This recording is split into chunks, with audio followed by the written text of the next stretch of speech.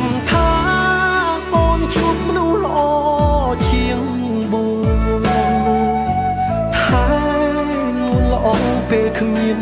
រៀមរាសូមឲ្យមានក្តីសុខក្នុងក្រុមគ្រួសារបំភ្លេចចុងណារឿងស្នេហាពីអាដឹក